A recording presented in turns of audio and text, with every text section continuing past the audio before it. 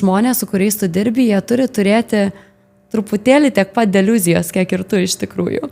Ir tikrai yra buvę tokių renginių, tokių momentų, kur aš matau viziją ir kitiems skamba kaip kažkoks kosmosas, kad čia nusišneki, čia kažko per daug prisisvajojai, o aš jai papasakodavau ir sakydavo, o jo, bet darom dar daugiau, nei tu įsivaizduoji.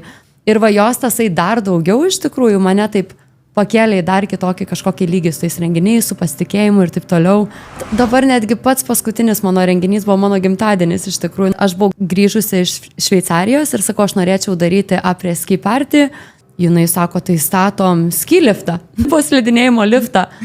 Nu, kaip sakau, tu čia pastatysi. Ir sakau, davai man siurprizą, nerodė, kaip atrodo, nes jin ten pradėjo statyti, ruošti viską. Ir aš ateinu į savo gimtadienį ir žiūriu, tam pastatytas ski liftas, vienu žodžiu, ir viskas su mano brandais. Ir jin visą laiką, kai aš kažkokią nesąmonę susigalvodavau, palaikydavo ir iškeldavo. Jeigu tu randi tokius žmonės gyvenime, kurie tave palaiko, tokiais momentais tu gali daug daugiau pasiekti, nei tu pasieksi vienas kada nors. Čia turbūt vienas iš svarbiausių dalykų ir aš tikrai tikiuosi, kad visi ras savo gyvenime tokius žmonės, kur padės juos iškelt, nes tie, kurie laiko bent truputėlį pavydo ar kažkokios antipatijos tikrai niekada tavęs neiškels ir nutems tave žemyn.